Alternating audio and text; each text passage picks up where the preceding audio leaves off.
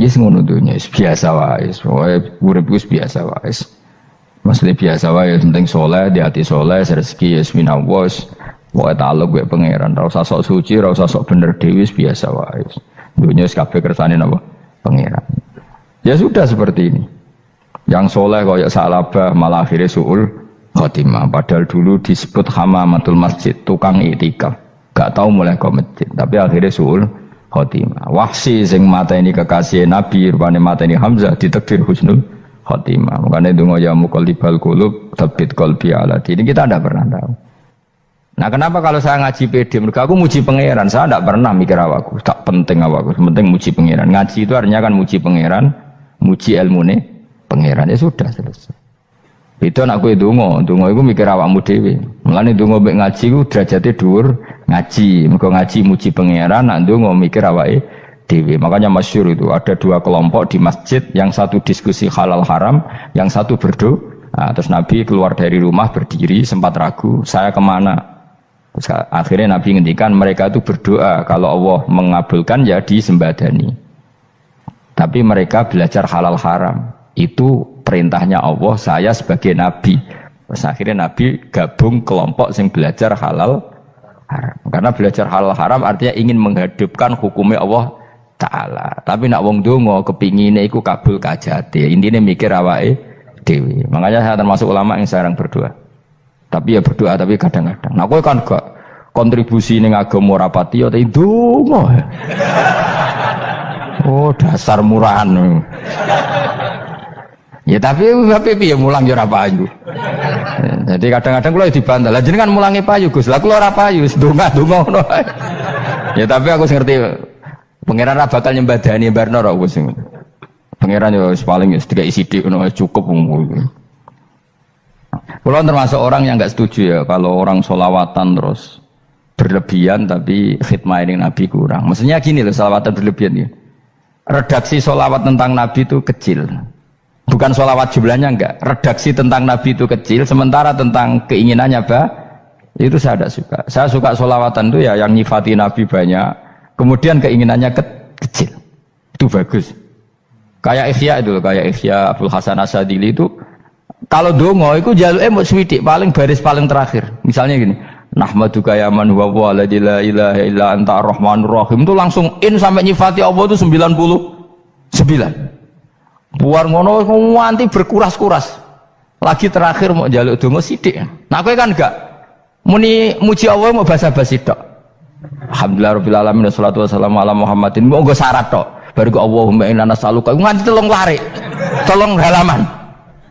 Tapi pas muji pangeran alhamdulillah rabbil alamin wassalatu wassalamu ala Muhammadin. Bariku terus dongo njaluk mapan tolak buala. Yo aja. Mana jare pangeran? Muji kekasihku suwidik dongane kecangkeman. Lah saya tuh gak suka jenis itu. Harusnya sholawatnya itu yang panjang. Maksudnya nyifati Nabi yang panjang. Baru mintanya sedikit. Itu bagus ya. Di akhlak. Makanya saya diantara sholawat yang senang itu sholawatnya Habib Ali Al-Habsyi yang arang Simtudura. Itu kalau beliau baca sholawat itu sholatan yattasilu biha ruhul musolli alaihi bi.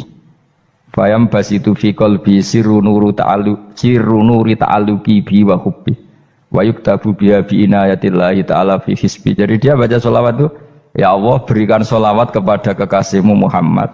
Dengan sholawat ini rohnya saya, musolli itu rohnya saya yang membaca sholawat bisa sambung dengan rohnya Rasulullah. Dan setelah sambung saya terhitung sebagai orang yang mencintai Rasulullah. Dan saya berharap dari cinta itu saya tertulis sebagai umatnya.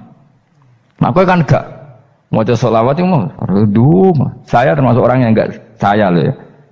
Tapi ya tetap baik dibanding nganggo primbon ya satu sholawatan itu. Tapi boyo punya etika lah dengan Rasulullah itu. Boyo kalau dongo nyifati Nabi yang banyak, ya baru keinginan. Kan banyak itu sholawat yang seperti yang saya misalnya di kitabnya Sayyid Muhammad ada. Allahumma sholli ala sayyidina Muhammad nuri kalam alladzi. Wah nyifati Nabi itu sampai panjang lebar baru menceritakan hajatnya. Kalau kamu kan enggak nyifati Nabi basa-basi, mau sidik mana? Malah kadang orang, misalnya ala Muhammad, kok ala Muhammad, muni Sayyidina aja disoal. Misalnya terus Baru kudungannya apa? Panjang. Saya termasuk yang enggak setuju karena itu menurut saya kurang etika. Makanya Rasulullah itu kalau berdoa kalau sudah nyifati Allah, coba tak beri satu contoh saja doanya Nabi. Alhamdulillah hamdan yuwafi ni'amahu wa yukafi'u mazidah ya rabbana lakal hamdu kama yanbaghi li jalali wajhika 'azimi sultanik la nuhsi sana'an 'alaika anta kama asnaita 'ala nafsik. Itu sudah berapa itu nyifatinya? Itu belum doanya tuh. Nah kamu kan enggak Allahumma alhamdulillah rabbil alamin Allahumma ya Allah di hajati gremeng tok titik seramutu tenan jen gak bakat wali nah cara kula iku sisen ngono kula wis sering ngamini dongane wong ngono tapi ning atiku amin maksudnya amin barno mawon Gusti dadi aku amin tapi amin kuwi barno mawon Gusti wong ora jelas ngono betul. Jadi aku muni amin tapi amin barno maksudnya ya Allah barno amin maksudnya. Jadi karena tadi setahu saya doanya para nabi, para wali itu memang seperti itu. Ya coba itulah doa tadi aja yang saya sebut itu berapa kalimatnya? Apa? Alhamdulillah hamdan yuwafi ni'amahu wa yukafi'u mazidah ya rabbana lakal hamdu kama yanbaghi li jalali wajhika 'azimi sultanik la nuhsi sana'an 'alaika anta kama asnaita 'ala. Enggak terhitung pujian saya kepada engkau sebanyak engkau memuji pada diri engkau sendiri. Allahumma inni a'udzu biridhoka min sakhatika fi mu'afatika min uqubatika wa bika minkal. Allahumma sholli bi haqqi jabarutika wa bi khawfika. Kan panjang sekali doanya wali-wali itu, tapi semuanya mensifati Allah. Bahkan banyak yang kemudian lupa enggak doa. Coba haji, doa haji itu coba. Labbaik Allahumma labbaik la syarika lak innal hamda wa ni'mata laka wal mulka la syarika lak wa ni'mat. Itu kan labbaik saya siap melaksanakan perintahmu ya Allah sa'dik. Engkau yang punya pujian, engkau la syarika lak. Itu malah enggak ada, jarang malah ada doanya. Itu kalimatnya talbiyah semua. Allahumma antal azil akram itu sudah seperti itu. Karena tadi al-mu'min yashghaluhu sana 'ala Allah min ayyakuna li nafsihi dzakiran. Mukmin sejati adalah sibuk memuja Allah sampai lupa jatah dirinya sendiri. Nah, kowe kan gak mujine Allah basa-basi, dongane tenanan. Itu jadi makhluk aneh, itu jadi hubungan mbek pangeran itu wong aneh. Ya tapi jen ra bakat wali ngono iku dadine ngono iku. Ya tok ngono kok mari wali kakean malah gak elit.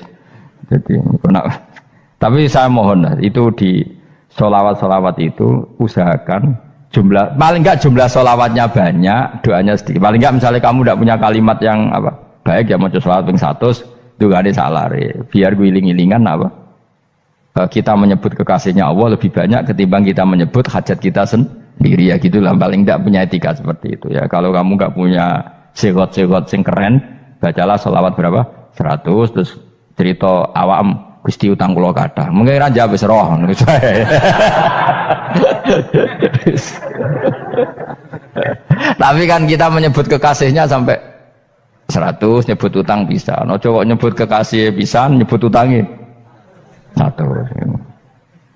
Berarti yang nak ditakoki pangeran, kowe nyebut kekasih wong pira pisan, nyebut utang 100 dasar ra utang ngono-ngono. Ya ada, saya termasuk orang yang nggak setuju tadi. Jadi kalau apa redaksi sholawat cari yang mujinya Nabi lebih apa? Lebih banyak. Karena itu nanti lebih diridhoi Allah Taala. Coba Allah sendiri kalau nyebut nabinya itu, hitung saja. Laqad ja'akum rasulun min anfusikum. Jadi rasulun min anfusikum, seorang rasul yang sejenis dengan kamu. Terus azizun, orangnya sangat terhormat. Alaihi ma'anitum, rasul ini siap menanggung apa yang kalian tidak mampu. Kowe ra bakat mlebu swarga baru kaya syafaate Nabi akhirnya mlebu swarga. Kowe ra kelar korban, Nabi tahu mengorbankan kita semua. Dokha Rasulullah bikabsaini terus hada an ahli wa hada amman lam yudokhi min mati. Jenenge alihima anittum. Nabi menanggung apa yang kalian berat. Azizun, Nabi itu ali terus harisun alaikum. Nabi sangat berkomitmen menyelamatkan kalian. Haris itu keinginan yang berlebihan itu jenenge apa? Haris, kiai kuno namanya ini ngungseng, keinginan yang over. Nabi itu sangat berkeinginan kita ini maslahat. Terus bil mukminina raufur. Allah yang dat yang super saja kalau nyebut nabinya nyifati sebanyak itu. Ada ayat lagi misalnya, Rabbana wab'ats fihim rasulam minhum yatlu alaihim ayatika. Muhammad itu siapa? Seorang rasul yang membacakan ayat-ayat Allah. Wa yu'allimuhum, seorang rasul yang mengajari mereka alkitab wal hikmah. Wa yuzakkihim, seorang rasul yang membersihkan akhlak-akhlak kita. Jadi artinya Allah punya tradisi kalau nyifati rasul itu banyak. Juga nyifati orang-orang sekeliling rasul. Makanya menurut saya mazhab Syiah itu enggak pas. Karena Allah kalau nyifati Rasulullah itu jika nyifati orang-orang di sekeliling Rasulullah, dan itu dengan pujian, yaitu Muhammadur Rasulullah walladzina ma'ahu asyidda 'alal kuffar ruhama'u bainahum tarahum ruk'an sujada yabtaguna fadlan minallahi warid wa nasimahum fi wujuhim min atharis sujud. Itu kan panjang sekali, dan orang-orang sekeliling Muhammad adalah begini. Kayak apa Allah muji para ashabu Rasulillah? Masa kita ikut kelompok yang menghina ashabnya apa? Rasulillah. Makanya kita tetap madzhab ahli sunnah apa? Wal jamaah, yaitu mencintai semua sahabat. Karena Allah saja yang Tuhan mensifatinya dengan sehormat itu. Mensifati apa? Ashabu Rasulillah. Disifati orang-orang yang saling kasih sayang sama orang mukmin. Tarahum ruk'an, sujud dan komitmen hidupnya untuk rukuk dan sujud. Simahum fi wujuhim min asari sujud. Sudah asari sujud terus diterjemah, nanti sensitif. Cuma setahu saya asar sujud itu nanti setelah di akhirat orang sering sujud itu jabahnya itu ada nurnya. Tapi kalau ada yang nafsirkan asari sujud itu warna tertentu ya semboy. Itu sensitif. Yang jelas asari sujud itu ya sudah seperti itu. Seneng kamu kok hasut. Kowe nyen provokator, nak ono apa ya? Ada hal yang begitu terus mau berlebihan. Uteke ya khisimun. Nah, kula ora ada kepentingan pokoknya ayat si mahum fi wujuhim min athari sujud, bahwa dalam jabahnya itu ada asaris sujud. Itu masyhur kan, saya terangkan ya, tapi kowe aja sensitif loh, biasa wae. Suatu saat Rasulullah itu ngendikan begini, nanti saya kata Nabi akan nyafaati kalian semua. Sahabat-sahabat tanya, ya Rasulullah dengan sekian miliar orang bagaimana kamu mengenali kita? Saya ulang lagi, suatu saat saya nanti akan nyafaati kalian karena saya kenal kalian. Maksudnya di akhirat. Ya apa? Di akhirat. Terus sahabat tanya, ya Rasulullah bagaimana engkau mengenali kita sementara nanti di akhirat bermiliar-miliar orang gitu. Terus Nabi ngendikan gini, jika kamu punya unta dengan tanda tertentu, saya ulang lagi, jika kamu punya unta punya tanda tertentu, dalam jidatnya ada begini, dalam tangannya ada gini, dalam kakinya ada gini, maka apa kamu bisa membedakan untamu dengan unta orang lain? Ya bisa ya Rasulullah, karena unta kita khas. Misalnya kaki depannya ada putihnya, kaki belakangnya ada putihnya, dalam baduknya ada putihnya.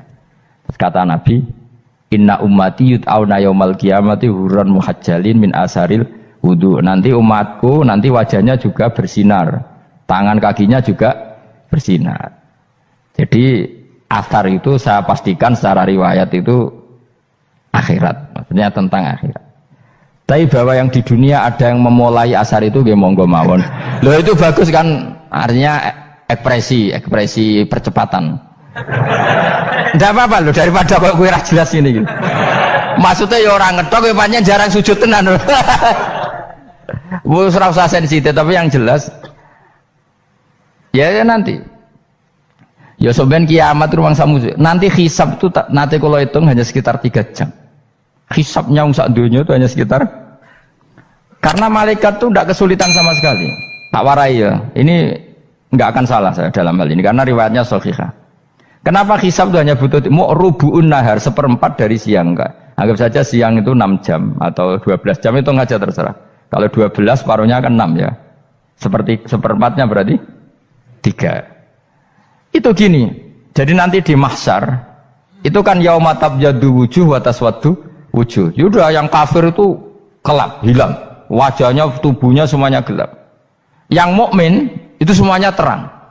Jadi sudah yang tabyaddu wujuh wa taswaddu wujuh otomatis terus nyingkap. Terus pergerakannya itu delala yang tabyaddu wujuh itu ke kanan, yang taswaddu wujuh ke kiri. Maka kamu jangan punya sinar yang kelap-kelip, nanti kena bego yang karena nggak jelas tadi. Maka kamu harus sinarnya yang sejelas-jelasnya, ghurran muhajjalin min asaril. Bila perlu nur kamu sampai menembus langit saat itu. Makanya ketika orang mukmin sudah nurnya ada di muka, ada di tangan, masih ngendikan Rabbana atmim lana nurona, karena takut masih kena bigo tadi. Karena kalau hanya wudhu tok, sikil tok kan, bayangkan di miliaran orang kan bisa agak kelihatan. Tapi kalau nurnya sampai nembus langit kan, itu siapa kok nurnya sampai, kan malaikat langsung tahu. Makanya hafal Quran, alim kan insya Allah nurnya itu. Sama zaman itu masih berdoa, Rabbana atmim lana, sempurnakan nur kami. Karena nanti identifikasi malaikat berdasar tadi, kalau ada nur berarti diletakkan ashabal yamin, kalau nggak ada nur ashabal shimal. Nah malaikat yang dibawa bigo itu kira-kira detail nggak? Dugaan saya kalau kelap-kelip pasti kena shimal. Wah ini partai kiri, mesti kan. Pemenang yang wudhunya mau dulet sirah tok sidik. Karena anak madhab Syafi'i. Sebetulnya meskipun itu sebaiknya kalau basuh sirah itu kabeh ben ora kelap kelip, mana aneh pepes terus dulat-dulet tok. Iku soben ya itu kelap kelip. Ya sudah ya. Setelah itu kata ngendikane pangeran yu'raful mujrimuna bisimahum fayukhadu bin nawasi wal aqdam. Orang-orang pendosa kelihatan maka diletakkan di kiri. Nah sama yang orang-orang baik simahum fi wujuhihim Medasari. Jadi ayat itu jelas tentang akhirat. Tapi kira usah terus merovokasi. Seneng kamu kok ya khisimun. Maksudnya provokator. Gitu. Jadi nanti yang mukmin jelas nurnya. Lah nur ini nanti dengan kadar iman kamu, perilaku kamu. Ada yang kelap-kelip, ada yang. Nah yang kelap-kelip ini orang kena bigo itu tadi. Nanti setelah kena bigo ikut ashabis simal, yang kelap-kelip disortir lagi malaikat yang bagian detail kan ada nanti. Nah ini terus ditubir neraka, yang kafir bener-bener neraka, yang ini ditubir neraka. Nah, itu nanti ini yang ngel-ngelo Kanjeng Nabi digoleki ya ini itu. Mana sakit Kanjeng Nabi, mana ono kiai soleh darani, nah iso soleh dhewe sakit Nabi mergo terus goleki endi umatku sing kelep-kelip terus dicari disyafaati. Ya imma langsung dituruti Allah, wa imma diumbasik ning neraka. Ya terserah rencanamu piye kon aku. Tapi yang jelas apa? Kiamat itu cepat sekali karena tadi ada identifikasi tadi. Makanya hanya cukup 3 jam karena tadi yang jelek kelihatan jelek, yang baik kelihatan baik. Makanya cepat. Ya araful mujrimuna bisimahum, orang pendosa dikenali lewat alamatnya yaitu taswaddu apa? Wujuh. Kalau orang baik dikenali lewat tabyadu wujuh. Nah, terus setelah nyingkir, ini ngono tak warai kiamat. Setelah nyingkir itu faduri babenahum bisuril lahu bab. Setelah tersingkir tadi terus lalu ada pintu penghalang, pintu pemisah. Nah pintu pemisah tadi yang sisi kanan langsung jadi surga, yang sisi kiri jadi neraka. Itu disebut faduri babenahum bisuril lahu bab batinu fi rahmatu wa dhahiruhu min qibalihil adzab. Yang pintu arah kanan otomatis wilayah surga, yang pintu kiri otomatis wilayah neraka. Nah problemnya ketika penutupan pintu itu dah yang kelap-kelip itu katut kemana ini yang makanya kamu jangan malok partai yang apa kelap-kelip yang nggak jelas itu koalisi kemana ya? Kalau partai besar kan iso nyalon presiden, partai kecil ini kan ikut mana ini kan sing sak ngisore 1%, 2% ini kan repot. Loh, coba misalnya nur kamu 2%, berarti gelap kamu kan 98%. Kira-kira malaikat mengkategorikan kemana coba? Ayo jawab. Gelap. Loh kok ada semangat Pak? Padahal itu bagian dari kamu. Kalau satu tubuh itu sinarnya hanya 2%, kira-kira kategorinya itu partai gelap, partai terang. Waduh semangat kok ada ini. Berarti kegaruk kemana? Kiri. Tapi bisa saja malaikat cara berpikir gini. Tapi kok ada cahayanya ya?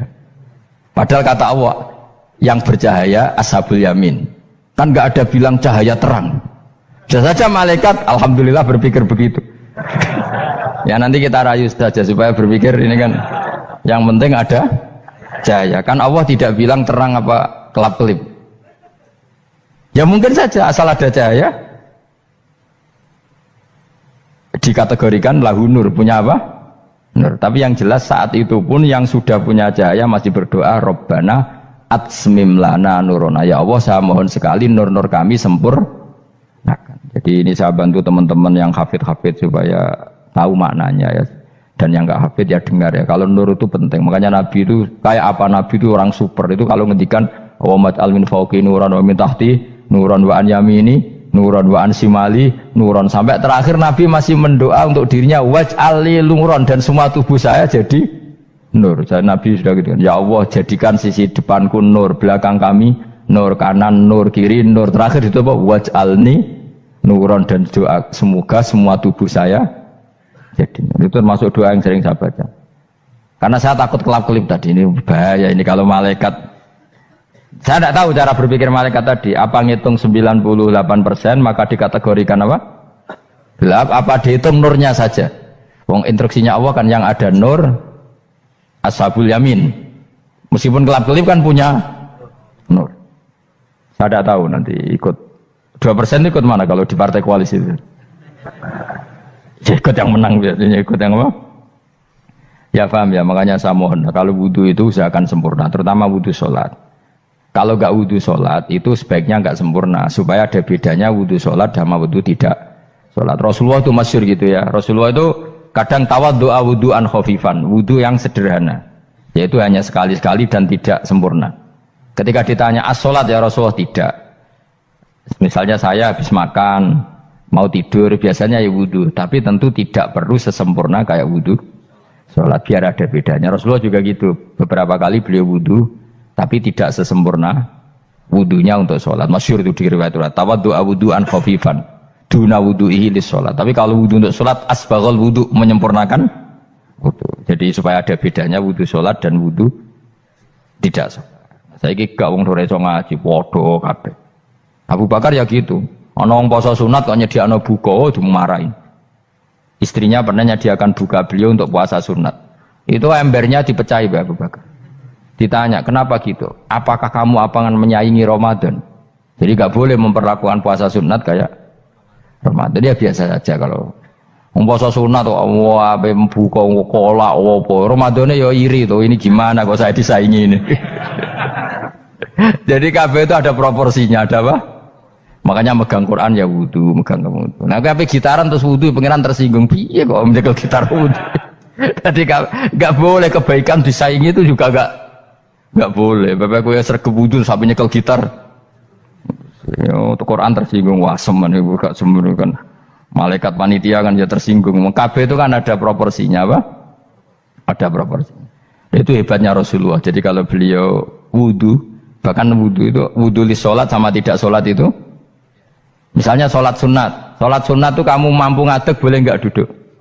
Boleh. Kalau sholat fardu nggak boleh, biar ada bedanya. Fardu itu spesial, nggak boleh, harus berdiri. Kalau sunat pun harus berdiri. Fardu tersinggung, iya sunat kok nyaingi aku kan gitu kayak. Ya makanya sholat fardu wajib berdiri ya. Sholat sunat boleh duduk meskipun mampu loh ya. Nggak boleh sama. Sholat sunat pun harus berdiri. Berarti ada sunat menyaingi fardu. Ya jelas ya, jadi aturan main itu harus jelas, nggak boleh. Makanya Abu Bakar itu nggak mau kalau ada orang puasa sunat kemudian apa? Abdullah bin Mas'ud lebih parah, dia itu tukang nyuepeng orang yang selalu sholat duha. Makanya saya itu duha itu jarang, karena takut kena sweepingnya siapa? Abdullah bin Mas'ud. Itu ada orang khusyuk tiap hari duha, disweeping sama dia. Apakah kamu menjadikan sholat ini jadi fardu? Kok mbok lakoni bedino? Awas nang mbok lakoni bedino. Daerah akhir duha dilakoni bedino. Perkara ini butuh duit. Itu kalau zaman Abdul Mas'ud kena sweeping apa? Karena berarti menandingi fardu. Yes, kira usah anut ilmu ku bahaya itu di sensitif. Cuma ini kan ilmu tetap tak utarakan. Biar kamu tahu, nggak boleh fardu disaingi itu nggak. Coba kan banyak ketentuannya tadi. Contoh paling gampang itu apa? Kalau sholat fardu boleh, nggak boleh apa? Duduk. Sholat sunat boleh duduk. Sholat sunat boleh di kendaraan sesuai jalannya kendaraan. Aynama tawajjahat bi rohilatu. Kalau sholat fardu, kalau kamu naik unta harus turun untuk memastikan di kiblat. Jadi banyak sholat sunat kamu dalam keadaan najis sudah tidak boleh dilakukan. Kalau sholat fardu, karena saking pentingnya fardu, meskipun dalam keadaan najis ya menemukan alat sesuci harus tetap sholat. Jenenge sholat dihormatil waktu, karena nggak boleh fardu ditinggalkan. Meskipun nanti harus iadah. Karena nggak boleh mengalahkan fardu meskipun itu oleh najis. Jadi misalnya kamu pergi hanya bawa satu celana, kemudian di terminal atau apa kena najis, kena uyah sampean misalnya, kamu harus tetap wudu dan sholat. Karena nggak boleh fardu ditinggalkan. Meskipun nanti harus dah, karena sholat kamu tidak sempurna. Dalam keadaan celana kamu najis, boleh nggak sholat sunat? Oh nggak boleh. Karena kalau fardu itu darurat memang suatu yang harus maka dilakukan. Tapi kalau kamu dalam keadaan nggak suci, nggak boleh melakukan sholat apa? Sunat. Karena fardu itu spesial apa? Spesial. Bukan kalau terus nongin. Wamtazil yauma ayyuhal mujrimun. Ya, jadi orang mujrimun harus terpisah dari orang apa? Mukmin. Dan yang keharusan itu ketika di surga. Tapi kalau di dunia ya boleh muamalah boleh. Ya muamalah yang halal maksudnya. Infaridu tegese misau sira kabeh ana mukminin sing pira-pira mukmin intakhtilatihim. Nalikane campure kufar utawa al mujrimin bihi kelan al mukminin. Utawa rujuke mbok walik boten napa. Maksudnya rujuke diwalik ge sami intakhtilatihim mukminin bihi kelan kufar utawa kufar ning mukminin. Alam ahad ilaikum ya bani Adam. Alam ahad ana ta ora merentano ingsun ilaikum maring sira kabeh. Amurkum tegese ana ta ora merentano ingsun kum ing sira kabeh ya bani Adam ya bani Adam. Ala lisani rusuli ing atase lisane para utusan-utusan ingsun. Bukankah saya telah merintahkan kamu wahai bani Adam Allah ta'budu setan. Yen ora menghamba sira kabeh asetan ing setan. Ngendikane pangeran kowe ijek kanut setan ku cek nemen nih. Bukankah sudah saya perintahkan kamu tidak boleh diperbudak napa setan. Maknane la tutiu tegese aja taat sira kabeh ing setan. Inna sak temene setan laku maring sira kabeh aduun musuh mubinun kang jelas. Bayinul adawati banget musuhane. Lah yo setan musuhmu kok malah mbok enut bocah kok sarap ngono. Karwan musuh kok di enut. Anut yo pangeran mergo Allah wali fid dunya wal akhirah. Wa ani buduni lan yen to nyembah sira kabeh ni ingsun. Wa anstune kelakuan budu nyembah sira kabeh ni ingsun wahidu tegese nglakoni tauhid sira kabeh. To mengesa kano sira kabeh ni ingsun.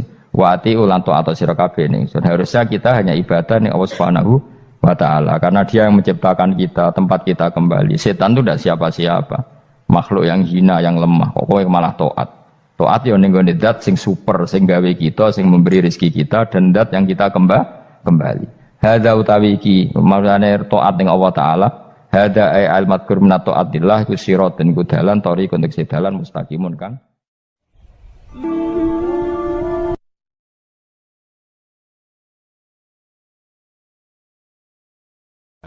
Saya pernah dicium sama orang miskin yang akut miskin betul. Itu tak ajarin Anda ini lebih hebat ketimbang orang-orang kaya. Misalnya gini, misalnya ada komunitas rektor atau kiai besar. Saya ini kata orang banyak termasuk kiai besar. Mungkin kalau pinjam uang itu karena mau beli mobil, aksesoris mobil, karena kita kiai tok atau rektor atau orang-orang tok. Kalau sesama orang miskin itu pinjem-pinjemannya itu urusan beras, itu urusan nyawa. Tren mana? Menyelamatkan nyawa sama aksesoris mobil. Nyawa. Jadi pahala kamu pasti lebih besar itu. Itu senengnya jadi orang miskin terus keterusan sampai sekarang. Itu. Ya coba kalau menteri sama menteri, rektor sama rektor, kira-kira pinjamannya apa Pak Arso? Kan kalau mau beli mobil atau mau umroh VIP, pokoknya yang keren-keren. Kalau orang miskin pinjam karena apa? Makan kan? Beras kan? Makanya kalau yang sedang miskin monggo lah kalau ingin teruskan. Maksud saya Islam tuh seenak itu. Islam tuh segampang itu. Sudahlah yang sedang miskin ya keren. Karena sekali sosial tuh urusannya apa? Nyawa. Tapi kalau miskin semua ya Indonesia bisa tutup kan. Ya sudah yang kaya-kaya itu saya mengatakan Indonesia karena bayar pajak yang menjadikan Indonesia berjalan. Tapi ya dipakai yang benar. Nah, begitu seterusnya. Ada kiai miskin cerita ke kita. Terus enak jenengan alim, terus punya santri banyak, bisa ngajar di mana-mana. Saya bilang, hebat kamu. Dia hidup di daerah tertinggal. Itu yang diajarkan kan hanya tauhid. Kan nggak mungkin desa tertinggal baca fikih perbandingan madhab. Kan nggak mungkin. Kalau yang kayak Pak Fajar, Pak Sadali kan nggak mungkin. Fikih perbandingan apa? Madhab. Menyorot madhab dunia. Gaya engke-engke itu kan nggak benar. Tapi pertanyaannya, yang menyelamatkan masuk surga itu tauhid apa perbandingan madhab? Tauhid. Ini hanya mengajarkan fardu kifayah sunat-sunat. Ini Anda mengajarkan fardu ain. Surganya dulu kamu. Oh terus senangnya jadi kayak gitu. Karena yang diajarkan apa? Tauhid. Sementara kita yang gaya-gaya ini. Ajarkan perbandingan apa? Ada studi banding ke Al-Azhar kemana-mana. Ini enggak tauhid. Dari orang nyembah pohon jadi nyembah Allah Ta'ala. Keren enggak? Keren. Jadi terus kayak gitu sama saya senangnya bukan karena tak bela. Tapi ada yang agak kurang ajar tanya saya. Kalau itu hebat, kenapa Gus gak mau jadi kayak gitu? Waduh. Wah ya repot kalau pertanyaan. Terus tak jawab, kalau saya jadi kayak gitu, kamu ngangsu ilmu dari mana coba? Ya dari jenengan. Ya kalau sama gobloknya ada bisa. Ya sudah, Gus aja yang jadi kayak besar. Maksud saya, ya sudahlah kita begini seperti yang saya ajarkan di sini, saya sarankan supaya orang itu tahu. Nah, ini namanya diroyah, apa? Makanya kata Imam Ghazali itu kalau kamu ingin sopan gampang melihat anak kecil, gua aqallu minni dzamban, dia dosanya lebih kecil. Karena masih kecil kan, tentu secara dosa enggak banyak. Kalau melihat orang yang tua, gua aktsaru minni ibadatan, dia tentu ibadahnya lebih banyak karena umurnya lebih banyak. Sehingga terus semua orang lain tuh di depan kita itu hebat. Ya semua orang lain sama misalnya Pak ini rektor, misalnya Fathul Wahid rektor. Tanggung jawabnya lebih banyak, berarti pahalanya lebih banyak. Tapi sama, ketika melihat Nyon Sewu, melihat pegawainya yang secara lahir di bawahnya, ini tanggung jawabnya nggak banyak, pasti salahnya juga enggak. Itu yang diajarkan Rasulullah SAW, sehingga enak. Tapi kalau kita melihat orang lain selalu salahnya, itu pecundang. Allah saja tidak seperti itu kan, amal baik ya ada khairan, amal buruk ya ada saron, semuanya dilihat oleh Allah Subhanahu wa Ta'ala. Saya tuh punya teman Gus, agak beling, agak seenaknya. Dulu miskin. Wah itu seenaknya betul. Kayak kenal Tuhan sudah. Tak tanya, kenapa kamu seenaknya? 1 bulan tuh labanya bisa 200 juta sampai 500, sampai 1 miliar. Saya itu Gus, setelah duha itu perkembangannya bagus. Duha, sholat duha itu. Saya pernah miskin, kan kata, ingkana rizki fisama, wa ingkana qalilan, ya kalau fisama fa'anzilhu, terus wa ingkana qalilan fakasirhu, kalau sedikit perbanyak. Ini trennya sudah benar semua.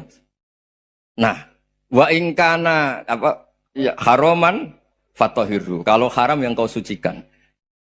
Makanya saya seenaknya, kalau qalilan sudah fakasirhu, paling trennya yang enggak benar juga fatahirhu, kata Mas. Dia yakin kalau yang enggak benar-benar sudah disucikan Allah, karena yang lain-lain sudah. Dari miskin sudah kaya, qalilan sudah fakasiru, paling yang haroman juga sudah fatahiru gitu. Tak tanya, kamu kok tahu? Polanya sudah ada Gus, karena sang qalilan. Kamu sembrono sama Tuhan kok begitu kan? Tapi apapun itu seneng saya. Seneng saya sering salah teh, makanya saya mohon yang sekarang miskin sedang miskin itu ya ndak usah nyesal banget-banget. Kalau ingin kaya monggo lah, namanya orang juga ingin. Tapi Anda harus bangga.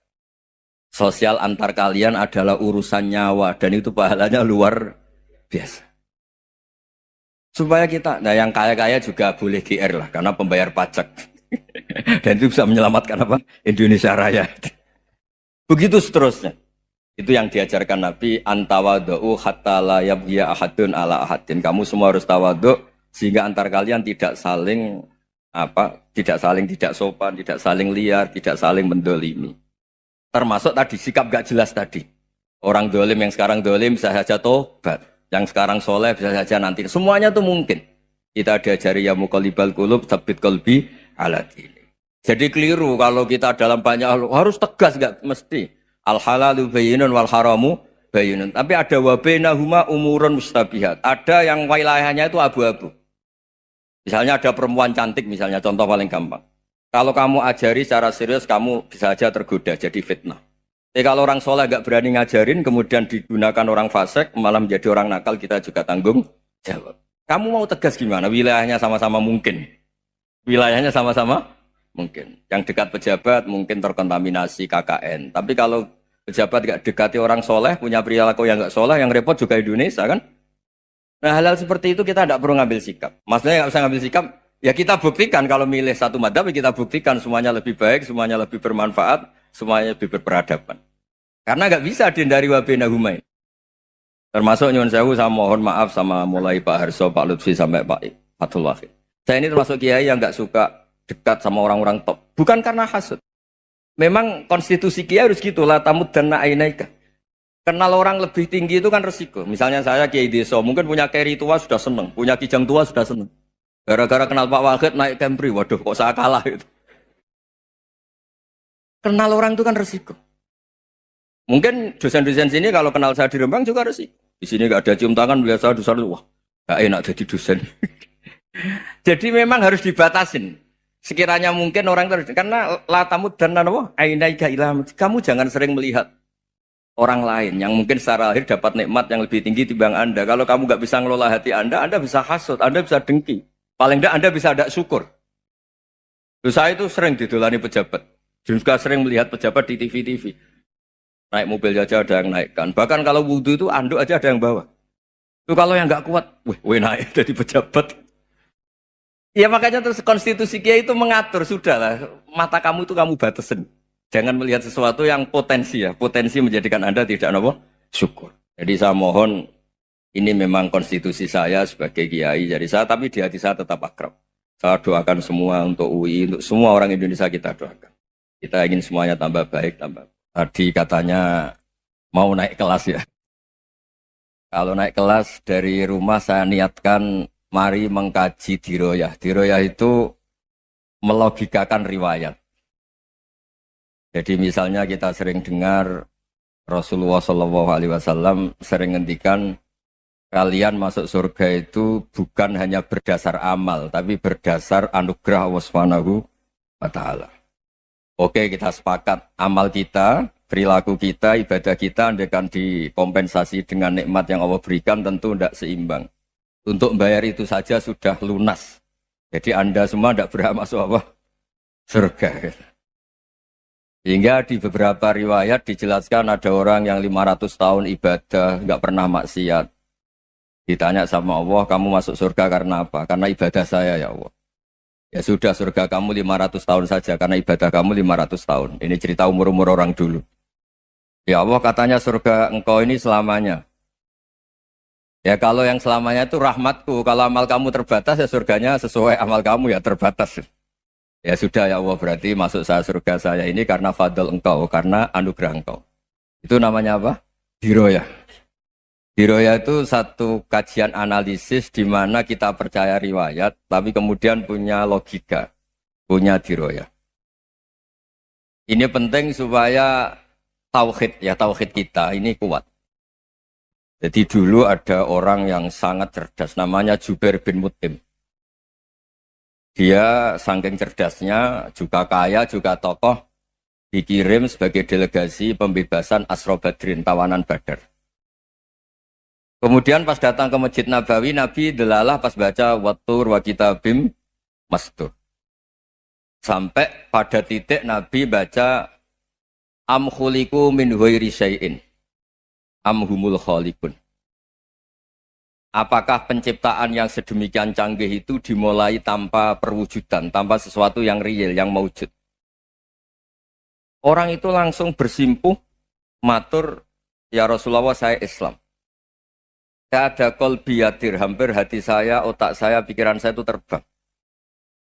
Karena logika yang dibangun ateisme misalnya, kalau alam raya ini dimulai dari nihilisme, berarti logikanya apa? Al-adamu yakhluqu maujudan. Alam raya ini kan maujud. Maujud itu ada. Kalau yang lebih dulu itu ketiadaan, berarti ketiadaan menjadi sebab kewujudan. Kalau dalam bahasa Arab itu al-adamu yakhluqu maujudan. Sesuatu yang harusnya nggak jadi faktor karena ketiadaan, menjadi faktor sesuatu yang nyata. Itu kan nggak masuk akal. Ya, kalau alam raya ini ada al-adam sing yasbiku maujudan, berarti alam raya ini al-adamu yakhluqu maujudan, sesuatu yang tidak ada menciptakan yang ada. Dengan logika itu terus kita ngaji, diajari sama guru-guru kita, sifat dasar Allah itu maujud. Wallahu maujudun qadimun. Terus masuk. Yang harus distatuskan pertama dari Allah itu apa? Maujud, wujud. Karena dengan wujud ini layak menjadi penyebab adanya alam raya ini. Sehingga ketika kita menolak faham nihilisme atau ateisme, paham tanpa Tuhan, tanpa pencipta awal. Kita punya diroyah. Bahwa tidak mungkin ketiadaan ini menjadi sebab perwujudan alam raya. Yaitu amkhuliku min ghairi syai'in. Masa alam raya ini diciptakan tanpa sebab yang nyata. Yaitu wajibil wujud. Siapa itu? Allah Subhanahu wa ta'ala. Begitu juga menyangkut sholawat. Orang boleh beda pendapat tentang redaksi sholawat. Ada yang sholli ala Muhammad, ala Sayyidina Muhammad, Nabi Muhammad. Monggo lah, masalah redaksi saja. Tapi setelah dianalisis, Nabi itu Pak Rektor jadi Nabi setelah Nabi Isa saking dihormatinya sampai dituhankan. Juga jadi Nabi yang ada cerita masih hangat, orang Yahudi itu bunuh Nabi. Jadi yang satu mendudukkan Nabi sedemikian tinggi sampai kayak Tuhan, yang satu menjatuhkan Nabi sedemikian rendah sampai dibunuh. Kayak apa susahnya jadi Nabi Muhammad SAW. Kemudian dengan gampang Hadaddin agama ini bikin syariat yang bernama sholawat. Redaksinya monggo lah sesuai tradisi masing-masing. Allahumma sholli ala Muhammad, Allahumma sholli ala Sayyidina Muhammad, ala Nabiyina Muhammad, monggo. Tapi yang jelas redaksi ini kalau didiroyah dikaji, Allahumma itu Tuhan, Tuhan itu pemberi.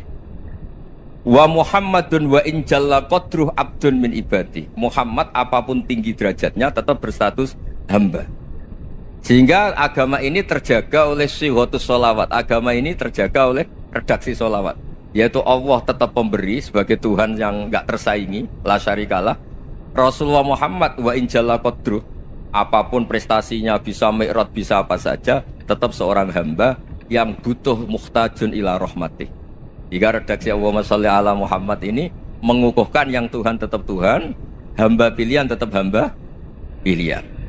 Tentu dengan redaksi ini kemudian kita mendudukkan Nabi benar-benar posisi terhormat.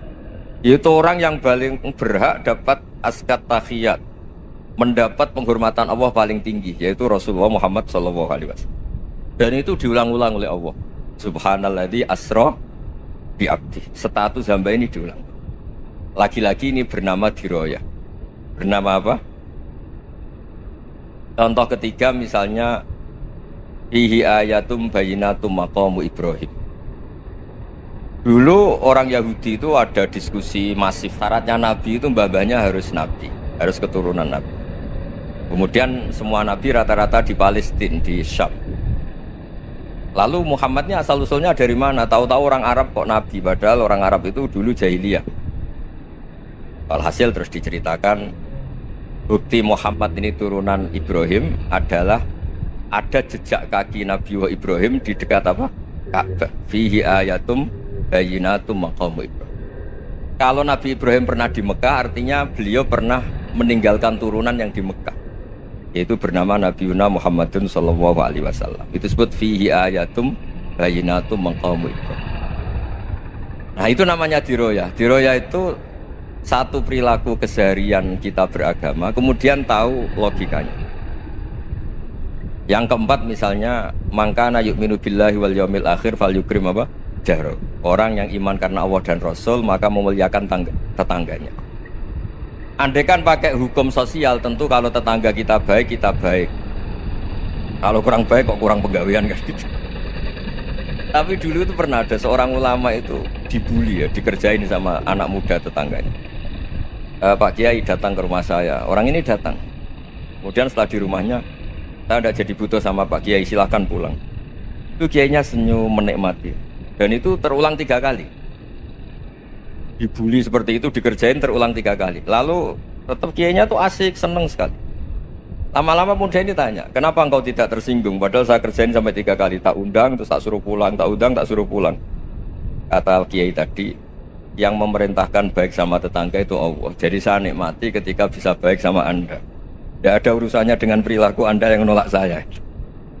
Nah itu terus kita tahu, memang motifnya kita baik sama tetangga karena iman sama Allah dan Rasul, bukan hukum kompensasi sosial. Jadi kalau mau diteruskan Pak Rektor, saya ngajar di sini ya karena perintah Allah, itu orang alim harus ngajar, bukan karena perintah Rektor. Kalau diteruskan, ya saya mohon juga gitu para dosen, para karyawan di sini, kalau nggak khianat dengan UI itu karena takut sama Allah, jangan takut sama Rektor. Kalau Anda baik juga karena Allah, jangan baik karena apa? Rektor. Bagaimanapun ya semua kita ini makhluk. Makhluk itu la yadurru wa la yanfa. Begitu juga melihat Indonesia. Melihat saya ini kan ikut di UI itu lama sekali, ikut sama Profesor Zaini dari Profesor Zaini nulis tafsir. Mungkin Pak Hersoyo tahu banyak, dulu Pak Lutfi ya tahu banyak. Tapi saya memang nggak pernah terbuka karena ya memang nggak ingin sebenarnya. Kondisi ini kondisi darurat. Sehingga saya tahu cara berpikir Profesor Zaini, ya tahu komitmen beliau pada UI. Dan pendiri UI memang ya banyak yang dari tokoh NU, Muhammadiyah, dari tokoh-tokoh ormas yang lain memang didirikan banyak orang. Hingga UI memang nggak milik ormas apa tertentu. Dari satu sisi memang baik, nggak dikuasai ormas tertentu. Tapi nanti kalau keterusan ya nggak berbentuk. Ya sudahlah dikelola saja. Sambil-sambil jelas, sambil-sambil kadang nggak jelas, yang penting ikhlas tadi. Karena kalau terlalu asobia itu jadi repot. Kita ini yang nekuni fikih itu tahu kalau tidak kuno itu mazhabnya Hanafi, kuno itu mazhabnya Syafi'i. Tahu-tahu seakan-akan Imam Syafi'i itu NU, Imam Abu Hanifah itu Muhammadiyah. Padahal ini orang-orang yang sebelum NU dan apa? Muhammadiyah. Jadi kalau kita yang nekuni ilmu itu biasa saja dengan perbedaan. Tapi kalau orang-orang yang nggak siap dengan perbedaan itu sampai Allah disifati Ta'ala itu tidak terima. Padahal Ta'ala itu maknanya Maha Luhur, yang Maha Agung. Jadi ada seorang kiai kebetulan pidato pertama Pak Rektor. Assalamualaikum warahmatullahi ta'ala wabarakatuh. Ilmu balik kedua ini nggak terima karena itu dianggap bid'ah ada ta'ala. Hanya dia bilang Assalamualaikum warahmatullahi ta'ala wabarakatuh. Itu saking asobiahnya itu Allah ditambahi ta'ala itu tidak terima. Padahal ta'ala itu maknanya Maha Agung. Nah itu kan jadi repot kalau asobia gitu. Kalau kita ngadepi perbedaan itu biasa saja. Karena kita mungkin bacanya banyak, lihat hal-hal seperti itu ya. Berkuahnya nggak jelas itu menjadi orang tuh bijak. Ini sekarang nakal, jangan-jangan nanti jadi orang baik. Yang sekarang baik, jangan-jangan suatu saat jadi tidak baik. Semua orang introspeksi. Nggak ada jaminan kalau kita sekarang baik akan baik terus. Nggak ada jaminan kalau kita sekarang buruk akan buruk terus. Sehingga terus banyak kiai-kiai bijak tuh memang lahirnya nggak tegas, tapi nggak tegas itu yang menjadikan bijak. Karena sama-sama mungkin. Itu yang disebut laisa laka minal amri syai'un aw yatuba alaihim wa yu'adzibum. Itu tidak wilayah kamu. Ketika Allah mengomentari orang munafik juga wa yu'adzibal munafiqina insya'a aw yatub. Bisa saja ada yang disiksa, bisa saja ada yang dikasih tobat. Karena pola yang kita analisis itu semuanya menurut kita, bukan menurut kemaslahatan orang apa.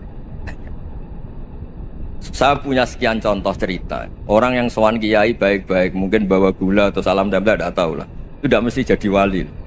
Tapi Kalijogo yang kenal Sunan Bonang itu kenalnya itu karena ingin begal. malah jadi wali deh. Tapi tidak usah dicoba. Umar itu nyari Nabi itu mau dibunuh. Tapi malah tobat jadi orang baik. Jadi ini penting ngaji ya, supaya tidak tegas itu, tidak jelas itu kadang baik. Nah termasuk saya juga termasuk dia yang milih tidak jelas. Saya sering gojlok gini, Fajar Hadili ini murid-murid saya sering saya gojlok. Kalau semua sistem pendidikan kayak kampus, kayak UII, kayak UIN semuanya, itu sistem yang bagus karena tertib, jam kuliahnya jelas, mata kuliahnya jelas. Kalau di pesantren itu Pak Harso itu nggak tertib, tapi justru itu enak ketemu di jalan orang berani tanya. Nah ini kalau mbak-mbak misalnya menstruasi, mau belajar haid nunggu semester berapa baru tahu. Itu bisa sekian tahun nggak sholat karena nunggu pelajarannya baru diterangkan. Mau haji juga gitu, nunggu mata pelajaran haji. Kalau nggak jamnya nggak mau dosennya ngajar. Ya, kalau kiai kan nggak ketemu di jalan tanya dijawab. Jam berapa juga dijawab. Artinya Indonesia itu berkah, ada sistem kampus yang tertib. Ya semoga termasuk tertib gajinya. Tapi tertib gajinya itu juga sebenarnya rugi. Saya sering ada pegawai negeri Gus, tolong doain saja di PNS enak jadi. Gajinya tetap. Kata saya nggak mau kalau gaji saya tetap. Kok bisa Gus enak tiap bulan mesti dapat gaji. Kalau tetap nggak naik-naik kata saya. Kalau kiai gajinya nggak tetap, tapi di atas yang tetap kata saya. Artinya Indonesia itu berkah. Kalau semuanya pakai sistem pendidikan setertib ini, orang mau tanya haid ya nunggu pelajaran haid. Bab haji ya nunggu pelajaran haji. Tapi kalau ketemu kiai itu enggak. Ya semuanya, saya pernah di pasar, Gus, Mau tanya apa? Anak saya keluar darah terus gini-gini. Padahal biasanya haid hanya 7 hari gini-gini. Ya sudah, kembalikan ke biasanya, rudat ilal adat. Itu udah usah sowan ke rumah. Juga gak registrasi dulu, gak daftar dulu. Ya ini tidak nyindir cerita saja. Supaya ini bukti koalisi beneran. Jadi saya yang kiai gak tertib jam, koalisi sama yang tertib jam. Jadi kalau semuanya sistem kampus, nanti pertanyaan itu tidak bisa on time, tidak bisa setiap saat. Makanya Indonesia itu berkah. Kiai-kiai yang alim yang di jalan-jalan banyak. Juga kiai yang di kampus, dokter-dokter fikih banyak. Yang nekuni ilmu umum ya banyak. Macam-macam. Itu masalah itu kalau saling mengadili itu baru masalah. Misalnya kiai ngeluh, nggak enak jadi kiai, tidak punya gaji tetap. Yang dosen ngeluh, nggak dicium tangannya. Karena memang unik Indonesia itu. Kalau guru fikih kok dosen itu tetap nggak dicium tangannya. Karena pikirannya anak-anak itu wong sudah bayar disuruh nyium. Itu kayak di alam sadar tuh gitu. Kalau kiai itu kan anak-anak gak bayar gitu. Ya opanya cium tangan itu. Makanya kalau kiai-kiai tidak keramat bisa mati karena cium tangannya doang itu bisa mati itu kiainya. Ya ini cerita. Supaya saling menghormati saling. Nah, dulu itu perbedaan itu urusan sudut pandang. Ya saya ulang lagi, perbedaan itu sudut. Allah yang Tuhan saja sering didebat sama nabi-nabinya. Karena urusan sudut pandang apa? Saya beri contoh ya. Suatu saat Khalilur Rahman Ibrahim itu saatnya meninggal sama Allah, Israel disuruh. Israel itu Ibrahim saatnya meninggal, ambil nyawanya. Setelah datang ke Ibrahim, ya Khalilur Rahman Ibrahim, saya disuruh nyabut nyawa Anda. Itu Israel dipaksa mikir sama Ibrahim. Hal ra'aita khalilan yumitu khalilah. Kamu tahu orang yang mencintai kemudian bunuh yang dicintai. Itu logika agak benar. Akhirnya Israel kan gak biasa debat, kan gak dilatih debat, gak pernah ikut lomba UI debat ilmiah. Dia taunya nyambut nyawa aja. Kembali ke Allah. Ya Allah, kata Ibrahim, hal ra'aita khalilan yumitu khalilah. Masa kekasih bunuh yang dicintai ya. Tapi kata Allah santai. Bilang ke Ibrahim, hal ra'aita habiban yakrahu ayyalqa habibah. Masa katanya dia cinta saya kemudian ketemu saya tidak berani. Israel mater lagi. Logikanya gini Ibrahim, masa yang dicintai sama yang ketemu yang dicintai nggak berani? Ya udah ketemu aja. Katanya yang meninggal itu. Artinya kamu bisa saja GR tidak mati-mati karena merasa dicintai, atau ingin mati karena mencintai. Nah maksud saya hal-hal seperti ini orang UI pasti nggak jelas. Katanya cinta Allah suruh mati ya nggak mau. Nggak jelas kan? Dibilang nggak cinta juga nggak mau. Tapi dibilang cinta kalau ukurannya mati juga nggak. Nah, tapi dalam banyak hal nggak jelas itu penting, Pak. Penting sekali. Buatan guyon. Saya beri contoh sekian ilmiah, nggak jelas itu penting. Rasulullah SAW itu dalam banyak hal itu disuruh Allah, memang disuruh supaya ngambil sikap seperti itu. Karena Allah itu punya otoritas penuh untuk bikin orang itu baik atau tidak baik. Wahsy itu yang membunuh Sayyid Hamzah, orang paling dicintai Nabi, di antara yang dicintai Nabi. Qatalahu Wahsyun, dibunuh oleh Wahsy. Nabi secara basarnya itu nggak suka sama Wahsy. Sampai cara lahir ya ingin corong Jawa ingin masuk nol. Tapi apa kata Allah? Laisa laka minal amri syai'un aw yatuba alaihim aw yu'adziba. Itu tidak wilayah kamu Muhammad. Malah Wahsy dikasih tobat sama Allah. Khalid bin Walid, itu perang Uhud kalah itu karena ide brilian Khalid bin Walid. Pas itu masih panglima kafir. Yaitu pura-pura kalah, ghanimah dilepas, sahabat turun, pasukannya naik, walhasil orang Islam kalah. Khalid bin Walid akhirnya juga masuk Islam. Orang yang secara basariah Nabi itu gak siap. Kebalikannya juga ada. Sa'labah itu orang sampai dapat gelar Hamamatul Masjid. Ini pas ngaji mesti ingat salam. Dia di masjid terus. Setiap habis salam tuh lari karena istrinya nyuwun sewu masih berpakaian yang tidak pantas. Kenapa engkau terburu-buru pulang? Pakaian yang dipakai istri saya sekarang saya pakai. Ya pakaian sarung itu kayak Pak Rektor kan fleksibel. Ini khusus mau Ramadan, tidak akan sarungan terus, gak usah khawatir. Jadi ini tadi sudah perjanjian. Saya yang kiai celananan, beliau yang rektor pakai sarung. Jadi iya. Supaya itu barter madhab. Tapi hanya sekali ini aja, bukan. Jadi jangan diharapkan ini jadi tontonan terus-menerus. Dan ini barter mata. Saya sama Profesor Kores juga sering gitu. Saya pakai sarung yang dihadiahi beliau pakai sarung yang dihadiahi saya. Memang itu tradisi Islam. Tahadau tahabu, kamu saling memberi hadiah maka kamu saling mencintai. Bukan riswah, bukan riswah. Walhasil terus Sa'labah ini mbok saya didoakan Nabi supaya saya kaya, supaya tidak sering ganti-ganti pakaian seperti ini sama istri saya. Jangan-jangan kamu miskin itu lebih baik. Ngotot minta didoakan. Didoain Nabi kaya, terus lama-lama ninggal sholat, ninggal jamaah. Itu Allah belum tersinggung. Yang mulai Allah tersinggung itu kan saya sering fatwa di mana-mana, sering memberi saran. Mumpung kamu miskin itu sering sedekah, karena kalau sudah kaya itu tidak bisa. Saya memberi analogi gini. Kalau saya masih santri miskin, punya uang 100.000, diminta guru saya 50 tak kasihkan, padahal itu 50%. Punya 2 kambing kurus, diminta guru saya 1 pasti tak kasihkan, padahal itu 50%. Jadi kalau punya sapi Brahman atau sapi limusin yang harganya itu 100 juta, punya 2, diminta 1 boleh enggak? Enggak boleh. Saya punya motor butut 2, diminta teman saya 1 boleh, tapi kalau Davidson Harley itu enggak boleh. Nah, walhasil itu kalau kita miskin, misalnya kita zaman kuliah atau zaman mondok atau zaman apa saja, punya uang 100.000, nartik temannya sampai 50.000 kan biasa. Tapi setelah 1 miliar, berani enggak kamu kasihkan 500 juta? Sama-sama 50%? Enggak kan? Nah Sa'labah gitu, ketika zakat masih per 40 kambing 1 kambing itu sebenarnya kan masih ringan. 41, 82. Kambingnya itu sudah mabenal jabalen. Barang dihitung zakat karena sudah ribuan, jumlahnya sampai 400 kambing. Banyak lah pokoknya. Terus kata Sa'labah, ini pemerasan. Karena jumlahnya besar. Allah tersinggung karena nabinya dianggap narik zakat itu dianggap kharat, dianggap pemeras. Allah tersinggung kemudian fa'aqobahum nifaqon fi qulubihim ila yaumil. Dia ditakdir munafik. Semenjak itu terus tadi kembali gak jelas tadi. Jadi kalau makanya itu pakar-pakar akhlak ya, pakar-pakar etika peradaban. Itu tertampar betul ketika Nabi urusan ilmu itu mengabaikan itu. Kalau sudah urusan ilmu, misalnya begini, ada urusan ilmu, ada mbak-mbak cantik atau ibu-ibu cantik.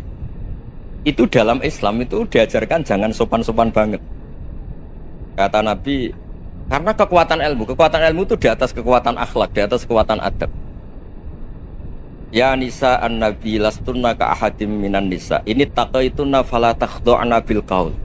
Fa yatma alladhi fi qalbihi maradun. Misalnya ada mbak-mbak cantik, menarik, kemudian sopan misalnya sama Pak Fajarin sama dosen-dosen.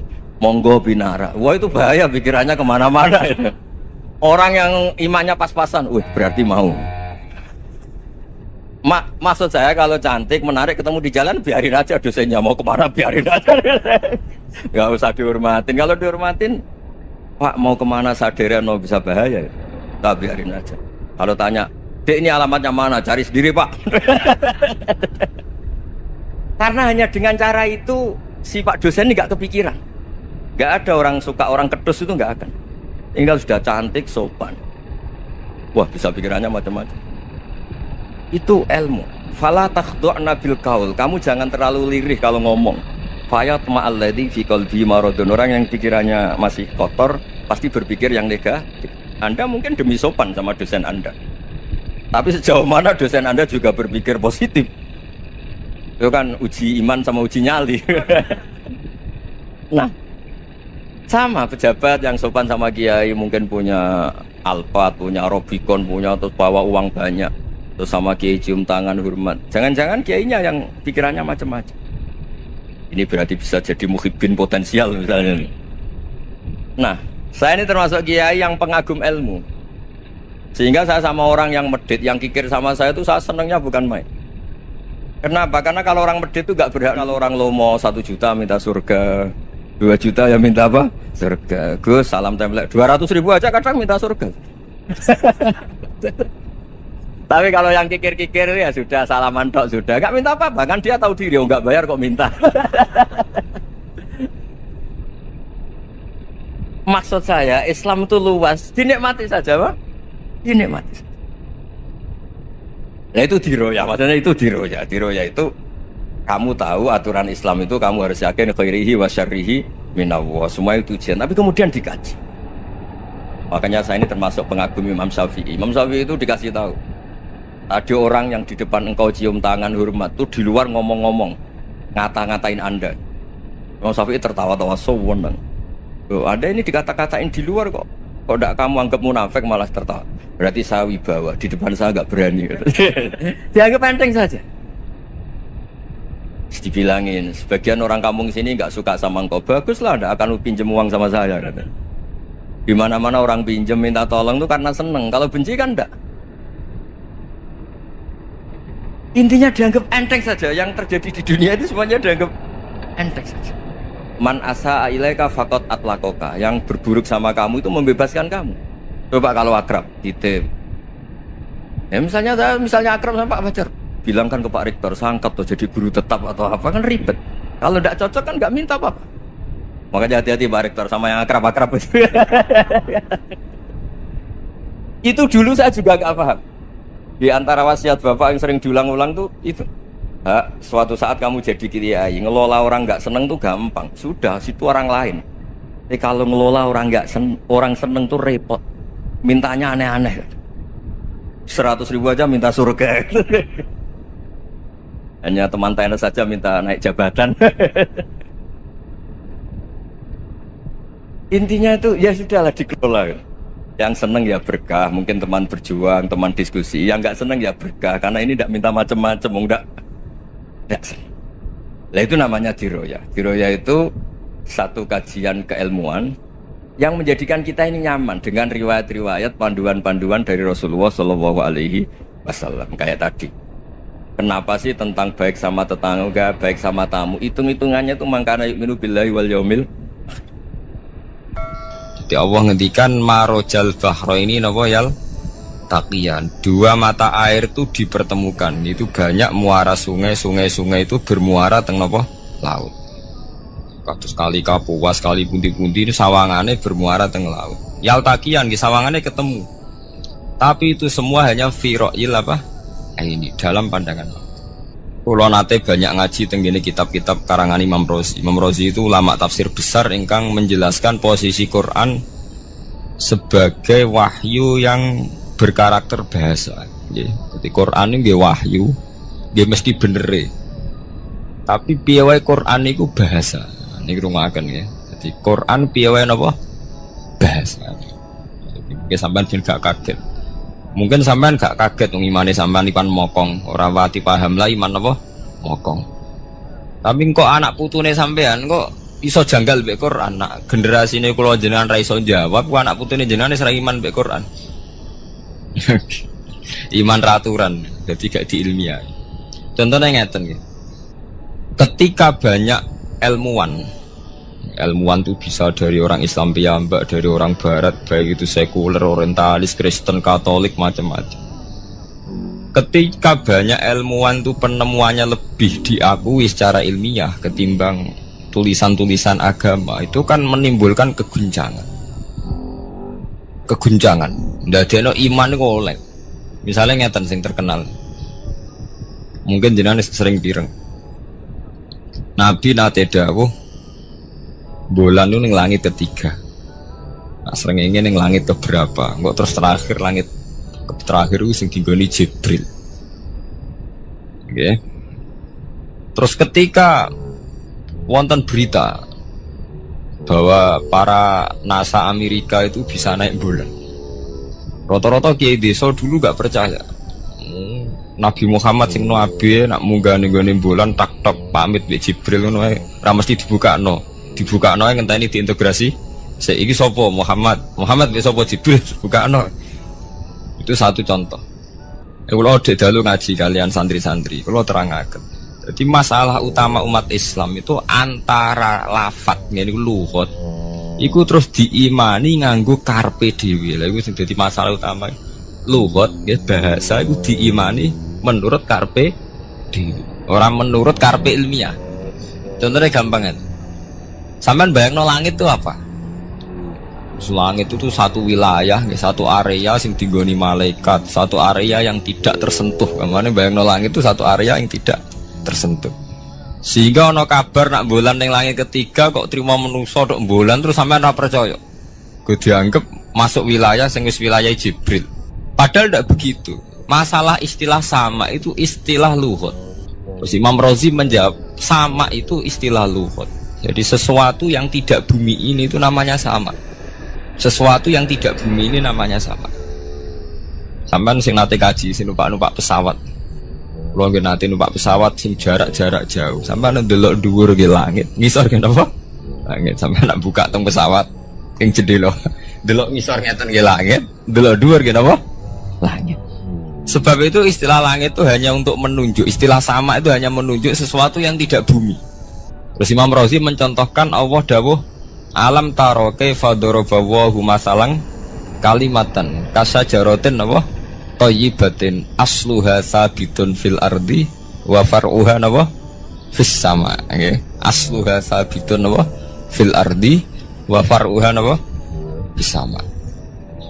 Kalimat thayyibah iku kaya wit sing thayyibah ngene iku wit kurma asluha sabitun fil ardi akare wit kurma menghunjam ning bumi wa far'uha fis sama, cabang-cabangnya atau dahane fis sama.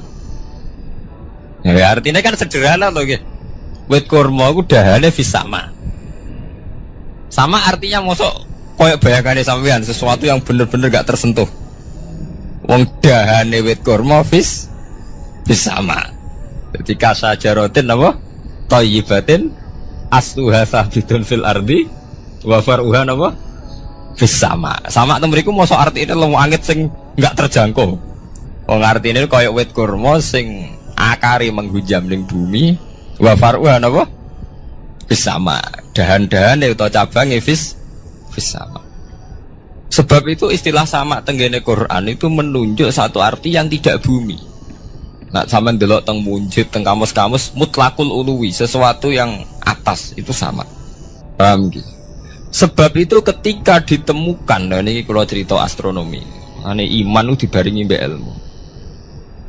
Nak cara ilmu falak, cara ilmu astronomi, bumi itu kan berputar. Ketika kita di atas, kita ngalami siang. Ketika kita di bawah, kita ngalami malam. Orang kok srengenge ambles ning bumi itu. Lah nak srengenge ambles ning bumi logikanya kan mboten masuk akal. Mergo srengenge luwih gede. Mosok iso ketelan barang sing luwih cilik. Nah, tapi kenapa istilah-istilahnya kok hatta idza balagha maghribas syamsi wajadaha taghrubu fi ainin hamiatin. Nak wis wayahe sore, ben delok srengenge sawangane ya surup ning mata air. Ku anggere sore sampean delok nang gunung, nggih. Nak sore sampean teng gunung, sampean delok srengenge sawangane ambles teng laut. Wajadaha taghrubu fi ainin hamiyah. Lah itu jalan keluarnya apa ya? Kayak Imam Suyuti ini fi ra'yil aini sawangane. Jadi piye wae Quran itu pakai lughat, tapi balik ning istilah sawangane. Jadi Quran itu tidak mesti memutuskan sesuatu itu sak mestine. Sawangane fi ra'yil aini. Ya podo. Kaya air tawar ambek air asin, sawangane ketemu nyatane keudek-udek. Wong sangka sungai mengalir ke laut. Tapi sawangane Allah tetap bikin karakter masing-masing. Dan keduanya tetap sesuai dengan karakter masing-masing. Jadi ahli fisika nu paham betul. Benda mbok adu kaya apa tetap mereka bawa ciri masing-masing. Kok kabeh nggawa gene masing-masing. Berarti ketemu sawangane tok hakikate ndak pernah mau napa? Ketemu. Ini jenenge firoil. Sebab itu banyak ayat-ayat yang terjawab oleh teori firoil ini. Jadi itu sawangan. Jadi itu masalah-masalah ilmiah yang bisa menjawab beberapa kejanggalan, guys. Beberapa kejanggalan dohirin nas agama. Sampeyan kudu paham ngono. Mergi banyak sekarang misalnya kayak manusa itu ketika bisa deteksi janin. Ahli dokter kandungan lewat macam-macam peralatan itu nggih. USG macam-macam mak saged ngerti janin itu lanang atau wedok. Nah dhisik kiye-kiye kuno ada 5 perkara sing roh apa tok, kapan udan, kapan wong mati. Terus sing ning jero kandungane wong wedok iku lanang apa wedok sing roh Allah tok. Kiai-kiai kuno ngoten. Tapi sakniki wong paling percaya urusan mati tok. Urusan udan secara falak, secara astronomi saged dideteksi to. Wong falak iku iso ngerti iki musim rendeng, musim ketiga. Pergerakan angin sampean ndelok perkaraan cuaca ki rata-rata bener. Nggih betul, musim angin, musim hujan, musim kering. Secara ilmiah gini ku wau, wong gini ku wau.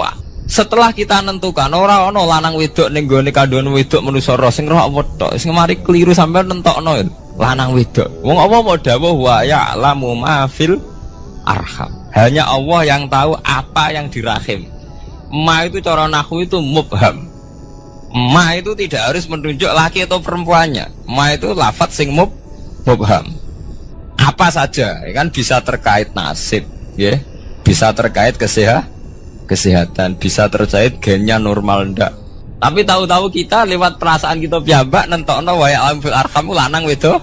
Itu yang bolak-balik mulai agama rusak itu tadi. Sesuatu buat makna ini menurut karepem dewi. Iwak tunggale Allah dawuh wa ma min dabatin fil ardi illa ala wahi napa.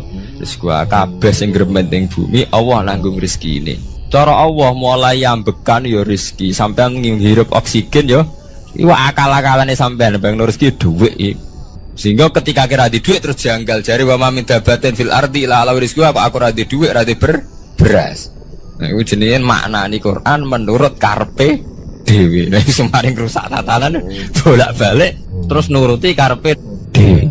Niki jurungaken sanget nggih. Jadi ada masalah-masalah agama sing tahu-tahu kita punya pengertian menurut karepe dhewe. Ngene ku wau, misale wonten dawuh wa ma min dabatin fil ardi illa ala wahiris kuha, asal jenenge dabah. Pokoke makhluk urip mesti dijatah rezeki masing-masing. Rezeki ku cara Allah nggih mulai ambekan, udara, kesehatan, sampean gak diantem tsunami, gak diantem gempa niku rezeki. Tapi manusa di bayangan dhewe rezeki ya dhuwit.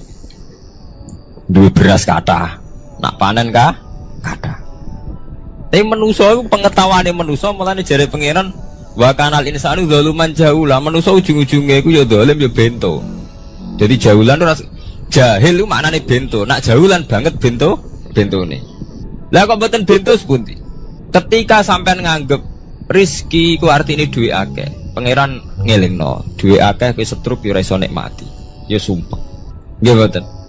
Ketika kowe bayangno rezeki ku beras akeh apa-apa akeh, terus kowe kecelakaan utawa duwe penyakit-penyakit apa ya sebab itu Allah ngendikan masalah rezeki itu masalah potensi kecelakaan. Mulane Allah ngendikan teng surat Isra iku manusa eling-elingno nganggo teori potensi. Afa amintum ayakhsifa mikum janibal barri. Allah ngelingno kowe kok ning bumi ngrasa aman, iso wae ujug-ujug ana tsunami. Iso wae ujug-ujug ana gempa. Misalnya kayak saya selamat, iso wae kapan-kapan ra selamat. Sampai tenggene surat Isra itu diulang-ulang.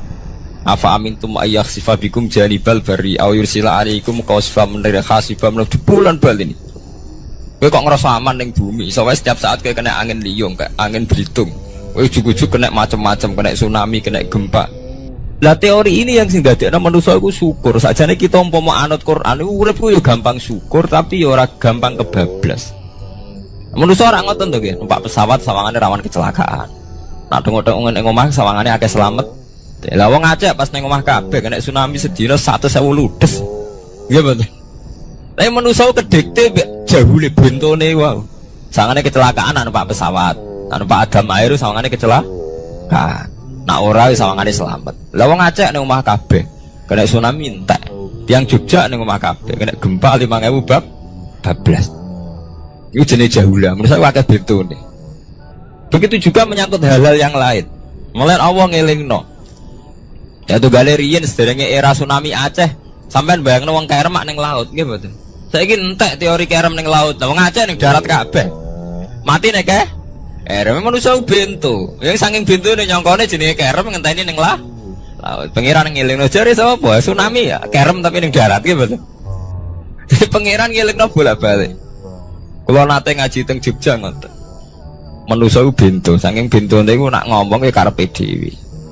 Mulane ketika Allah nurono innallaha la yastahi ayyadriba masalam ma ba'udutan. Allah iku gak izin nak sekedar nyontokno barang-barang cilik kaya nyamuk. Tapi manusa saking bintune ngoten, ambek macan wedi. Kesane diterkam macan mesti mati nih. Ambek buadak wedi. Kesane diterkam badak ku akeh mati. Padahal sedikan rata-rata wong mati mbek kuman, barang sing cilik. Nggih mboten. Kabeh ahli medis, ahli ngerti nek wong jarang. Wong sing mati diterkam macan menawa lain Nabi Adam sampai kiamat kena diitung kok nggih mboten. Tapi nak mati mbek kuman. Rak barang cilik. Nggih mboten. Tapi manusa wedine ra mbek barang-barang gede. Ana macan do mlayu. Jare sapa saiki wong mati kok pitik flu burung ngono. Lha iku betapa bodhone manusa, gara-gara macan bodhi iso nyakar kowe wedi. Tapi nyatane macan mboten mateni. Sing mateni malah penyakit saka pitik terima flu burung. Lha iku betapa doluman jauh lah. Dadi manusa ngomong-ngomong kira-keliru. Mok sawangane tok. Blunder-blunder. Mulane pangeran nak nyipati manusa wis dolim bintu. Maka al insanu zaluman apa? Jauh lah wis dolim napa? Bintu. Men nek dituruti ngoten klira-kliru. Dadi ngomong-ngomong dibule klira-kliru. Paham ya? Iku saniki kok sampean ketambahan ilmu anyar sesuatu itu ana sing kaitane napa? Fira'il aini, mok sawangan. Sebagian ilmu ini manusia mau nurutin apa sawangan ya orang nganti itu ilmu hakikat. Sebab itu cara ilmu tasawuf terus ilmu dibagi telu, wonten syariat, wonten tarekat napa wonten hakikat. Mergo nek umpama nuruti syariat tok wong mau sawangan tok. Ya sawangane wis salat wis sujud.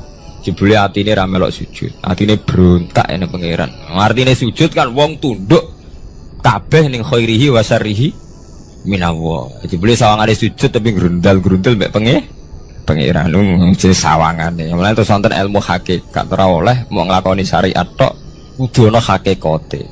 Muga nek ana hakikat ya ngoten niku wau. Mau barang mau amen sawangan